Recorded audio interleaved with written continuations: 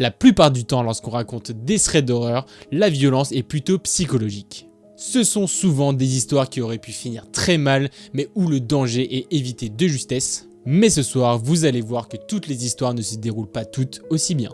Bonsoir et bienvenue dans cette nouvelle vidéo en compagnie de Joe Et Kratos. Et ce soir, on a l'immense plaisir de vous retrouver pour le thread d'horreur numéro 90. Pour cet épisode qui se rapproche dangereusement du 100e, on vous sort 3 histoires vraiment flippantes qui pour le coup vont pouvoir vous rendre un petit peu parano, on vous comprend même s'il ne faut pas. Parce que vaut mieux prévenir que guérir, on va vous le préciser dès maintenant, il vaut mieux être prudent que parano. Bref, vous allez voir ça dans un instant. Avant ça, on tenait encore une fois à vous remercier pour tous les retours que vous faites sous nos vidéos en ce moment. C'est super cool, vous êtes très nombreux à nous rejoindre sur tous les réseaux, sur la chaîne également. Ça nous fait vraiment super plaisir avec tous les projets qu'on a fait dernièrement et tous ceux qui sont à venir. Vous ne serez vraiment pas en reste. Si vous voulez nous soutenir, n'hésitez pas à vous abonner en cliquant sur ce petit bouton. N'hésitez pas à activer la cloche pour être prévenu de toutes les prochaines vidéos qui vont sortir. N'hésitez pas à vous abonner à tous les réseaux sociaux qui s'affichent sur votre écran. Nous, on se retrouve en conclusion et on est parti pour la première histoire. On est parti pour cette première histoire qui nous a racontée par Linda. Son histoire se passe en octobre dernier et décidément tout se passe en octobre si vous avez vu l'ancien thread. Bref, les faits sont tout récents et lorsque l'histoire se passe, Linda vient juste d'emménager dans son appartement étudiant et elle vient juste d'inviter 2 amis pour passer une petite soirée tranquille. La soirée se passe très bien, elle décide de lancer la série American Horror Story pour ceux qui connaissent, tout se passe super bien, elles se font un petit peu peur, elles se font des blagues, se racontent des histoires, bref, tout va pour le mieux.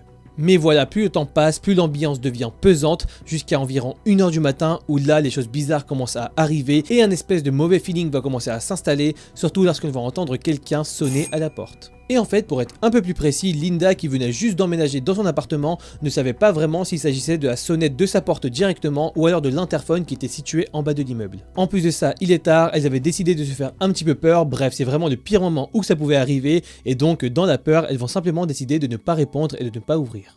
Et puis voilà, comme si rien ne s'était passé, vers 2h du mat, elles se disent qu'il est déjà un peu tard et donc elles décident toutes les 3 d'aller se coucher. Et du coup, il y a une pote qui va dormir avec elle sur le lit et son autre amie va dormir dans le salon sur le canapé. Bref, après quelques instants, après avoir passé cette journée vraiment fatigante, ces 2 potes vont très vite s'endormir, mais le mauvais feeling de Linda n'arrive pas à partir, elle sait pas vraiment pourquoi, elle n'arrive pas à trouver le sommeil, et du coup elle va décider de parler à son copain qui à ce moment-là de l'histoire était à l'étranger. Et alors qu'elle commence un petit peu à raconter son inconfort à son copain qui va décider d'en rigoler pour essayer de dédramatiser, elle va entendre le pire.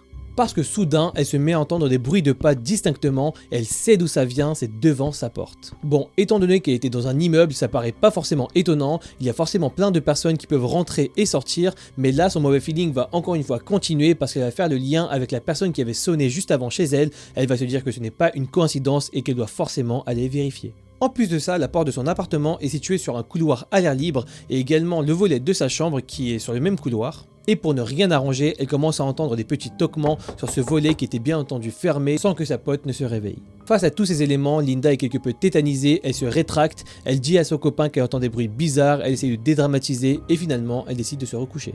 Mais malheureusement, alors qu'elle peinait déjà à trouver le sommeil, elle va être extirpée de ses rêves par des toquements de plus en plus forts sur la porte d'entrée. Cette fois, c'est beaucoup trop, elle est vraiment obligée, sinon elle a l'impression que ça ne cessera jamais. Elle se met sur la pointe des pieds et le plus discrètement possible, elle se dirige vers sa porte et elle voit avec stupeur que la lumière du couloir est bien allumée et que du coup elle n'avait pas rêvé et qu'il y a bel et bien quelqu'un qui essaye de rentrer chez elle. Linda est vraiment morte de peur, elle a vraiment pas du tout envie de faire de bruit, elle a pas envie de dire à la personne qu'elle est là parce qu'elle le sent vraiment pas et du coup elle va décider de ne pas réveiller ses amis qui dorment parce qu'elle risquerait de faire du bruit en se réveillant et ça elle voulait absolument l'éviter. Et à un moment c'est beaucoup trop, elle prend son courage à 2 mains et elle commence à regarder à travers le Judas pour voir qui était la personne et là elle va voir encore une fois avec stupeur que la personne essaye également de regarder à travers ce Judas pour voir s'il y avait quelqu'un.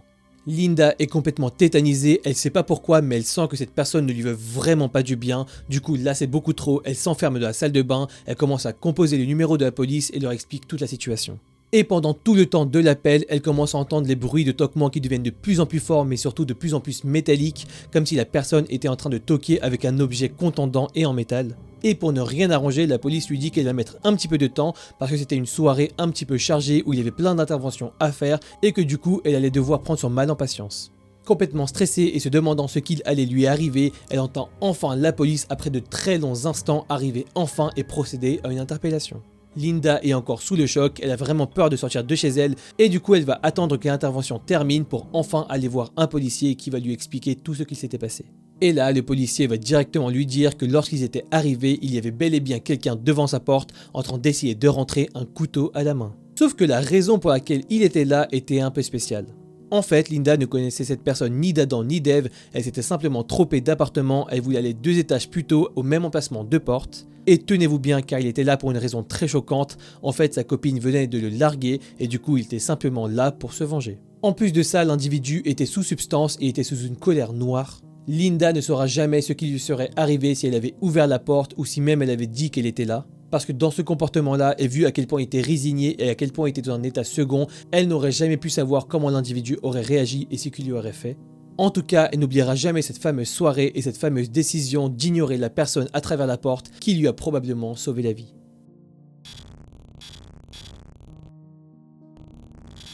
La deuxième histoire, c'est celle de Thibaut et de sa copine qui est arrivée en décembre 2017. Et on vous prévient, c'est le genre d'histoire qui peut vous rendre parano et pour le coup, on peut tout à fait comprendre. Bon, vous le savez, à ce moment-là de l'année, c'est l'hiver et Thibaut et sa copine décident de prendre une semaine de vacances au ski. En plus de ça, tout se passe parfaitement, ils ont réussi à prendre leur jour de congé ensemble, donc jusque là, tout semble se profiler très bien. Bon, ils s'y prennent un petit peu en retard pour le logement, mais heureusement, la veille du départ, sa copine va trouver un Airbnb parfait.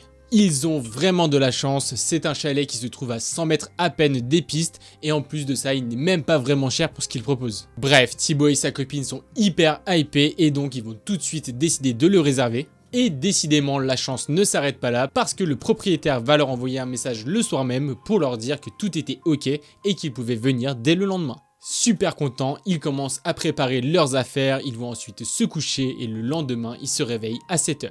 Aux alentours de midi, ils arrivent enfin à la destination prévue et ils sont hyper contents, la bonne humeur est présente et ils ont qu'une hâte, c'est d'aller skier. En arrivant au chalet, ils se rendent compte que c'est exactement comme sur les photos, du coup ils sont super contents, mais ils ne sont pas là pour ça, ils posent donc tout de suite leurs affaires et ils vont skier.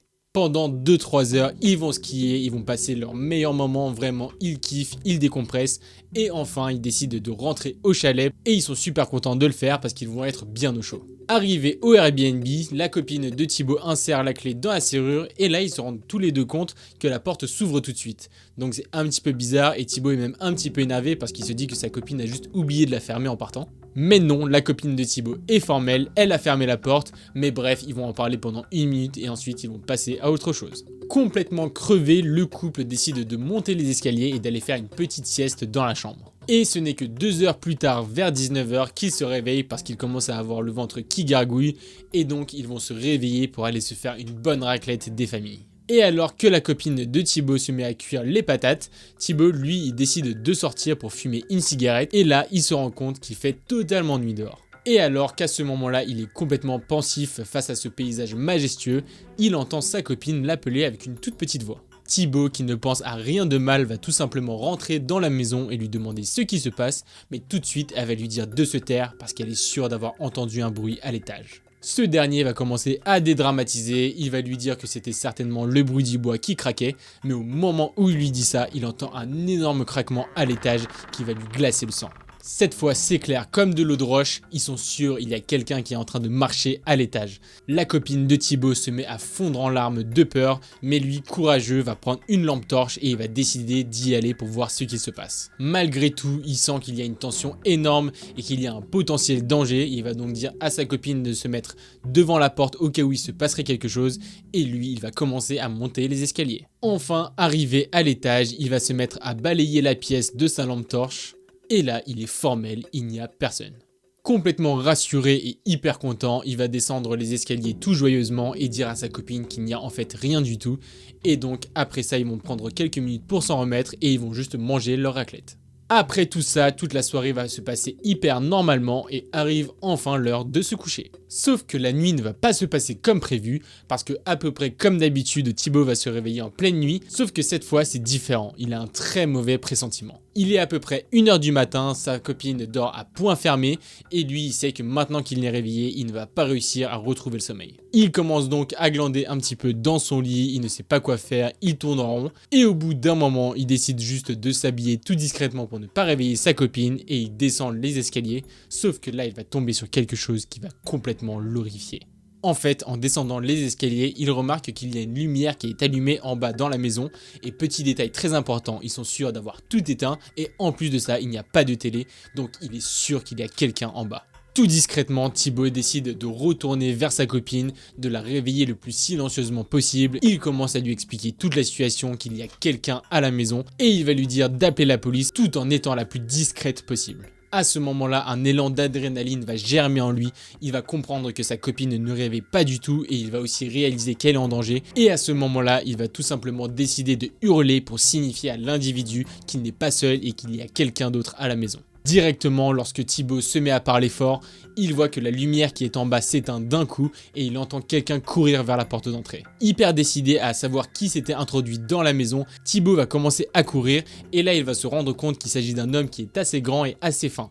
Alors qu'il entend sa copine hurler, il va tout de suite être ramené à la réalité et là il va faire quelque chose qu'il n'aurait jamais pensé être capable de faire, il va lui foutre une giga droite. L'individu tombe à terre et là Thibaut il va continuer, il va essayer de le maîtriser au maximum pour que l'individu ne puisse pas s'échapper. Sa copine va finalement descendre les escaliers et là elle va voir Thibaut en train de maîtriser complètement l'individu. La situation va rester comme ça pendant 10 minutes, le temps que la police arrive enfin. Sur le coup, l'individu est embarqué par la police et Thibaut et sa copine n'ont aucune explication, ils vont donc retourner se coucher sans bien sûr pouvoir dormir de la nuit. Le matin suivant, la police va quand même les appeler pour les tenir au courant de la situation et là ils vont apprendre quelque chose qu'ils n'oublieront jamais de leur vie. Thibaut et sa copine vont apprendre que l'individu qui s'était introduit dans la maison était en fait le propriétaire du Airbnb. Et si on peut croire que c'est pour n'importe quelle raison, la vraie va vous glacer le sang. En fait, il va avouer qu'il avait trouvé la copine de Thibaut hyper jolie sur sa photo de profil et donc qu'il avait l'intention de lui faire des avances. Mais ce n'est pas tout parce que là, la police va leur annoncer quelque chose qui continue à résonner dans leur esprit jusqu'à aujourd'hui. En fait, pendant toute la journée, lorsque Thibaut et sa copine sont rentrés, qu'ils ont dormi, qu'ils ont fait à manger et qu'ils ont dîné, l'individu était déjà là et il était sous le lit en train de les épier. À ce moment-là, Thibaut et sa copine sont complètement choqués. Lui, il ne va pas arrêter de se demander ce qui se serait passé s'il avait pris une autre décision, s'il avait décidé par exemple de laisser sa copine toute seule dans la maison. Bref, plein d'interrogations auxquelles ils n'auront jamais de réponse, mais ce qui est sûr, c'est qu'ils n'oublieront jamais ces vacances qui avaient l'air idéales et qui auraient finalement pu tourner au drame.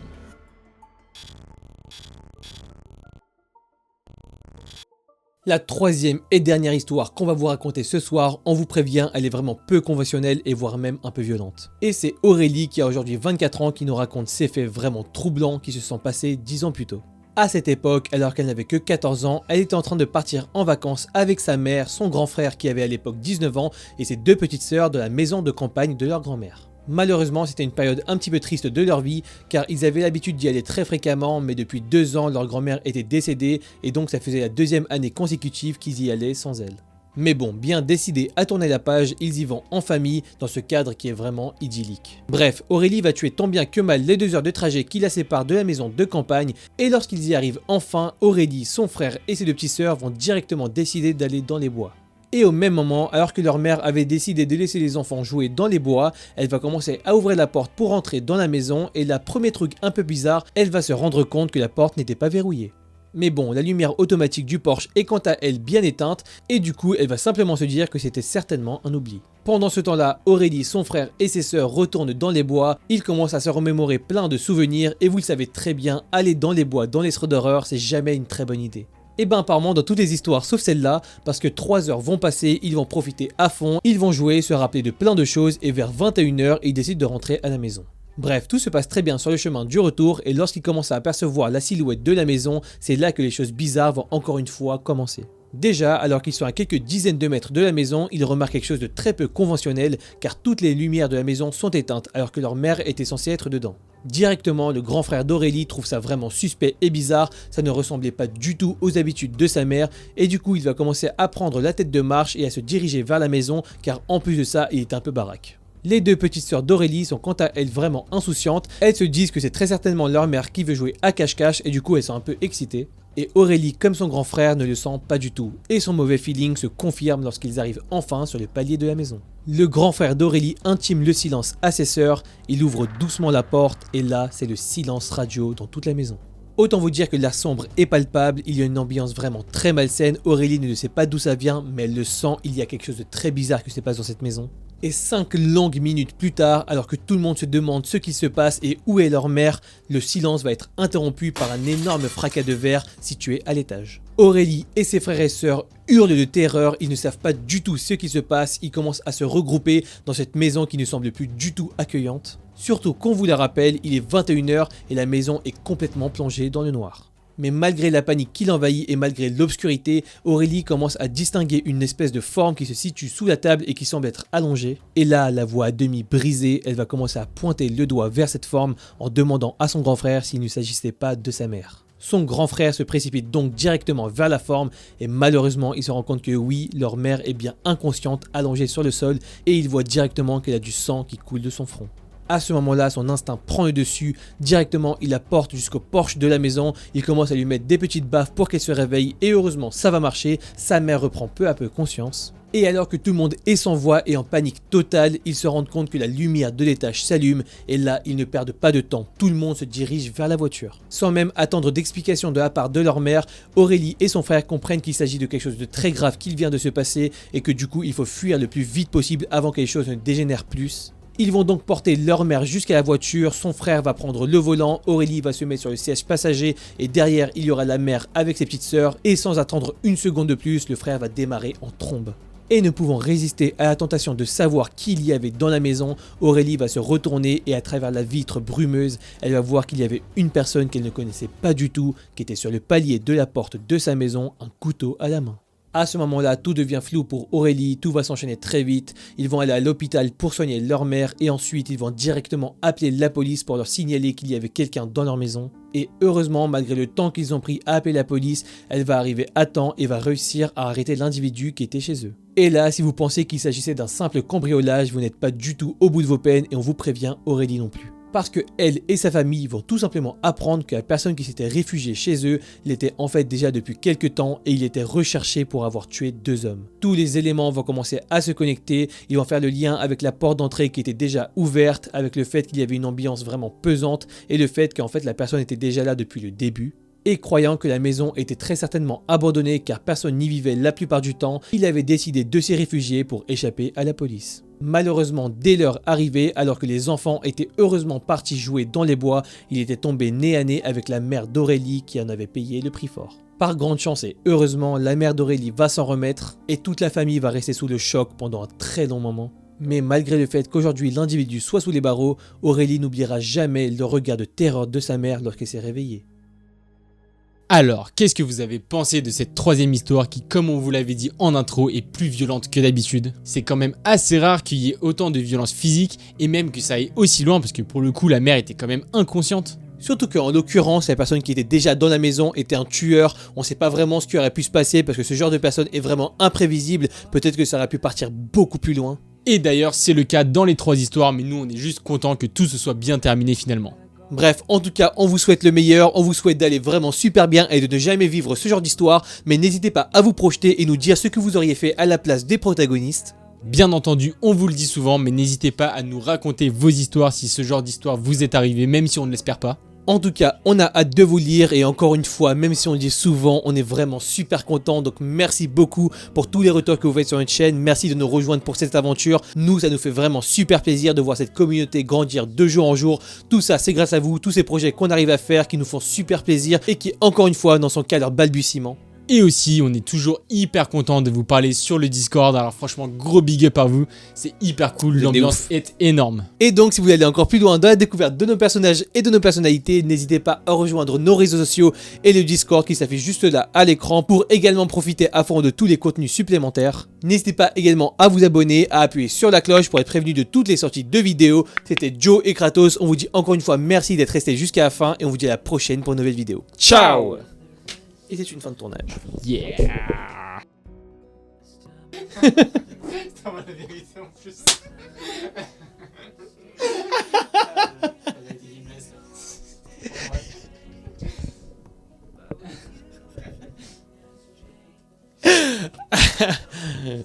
Ok.